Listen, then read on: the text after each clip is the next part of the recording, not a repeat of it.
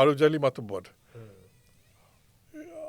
আমার আজও অনেক অবাক লাগে যে এই লোকটাকে আমি কিভাবে আবিষ্কার করলাম।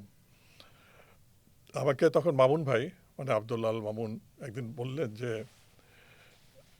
বরিশালের অমুক জায়গায় একটা লোক আছেন যিনি একজন খুব নাম দার্শনিক করা ব্যক্তি। মানুষ, অনেক কিছু লেখালেখি করেন, অনেক দর্শন চর্চা করেন।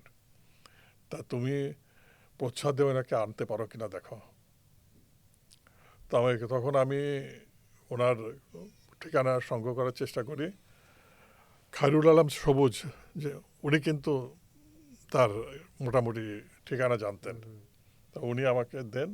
আমি এবং আমাদের মাজার ভাই নামে একজন ক্যামেরাম্যান ছিল, আমরা যাই। পিরোজপুরে যাব, তার আগে বরিশাল হয়ে। তা বরিশালের ওখানে যে আমরা খোঁজ করে তার যে বাড়ির ওখানে যখন যাই, তখন দেখি যে উনি লাঙ্গল চাষ করছেন। তারপরে উনি পরিচয় পেয়ে আমাদের সাথে আসেন, আমাদের তার লাইব্রেরিতে নিয়ে যান। এরপরে আমি তার কিছু অংশ ধারণ করে আসি। তখন কিন্তু ফিল্মে শ্যুট হতো, তখন কিন্তু ভিডিও ক্যামেরা নিয়ে যাইনি, ফিল্ম ক্যামেরা। এবং করে তারপরে তাকে আমার প্রচ্ছদ অনুষ্ঠানে আমন্ত্রণ জানাই।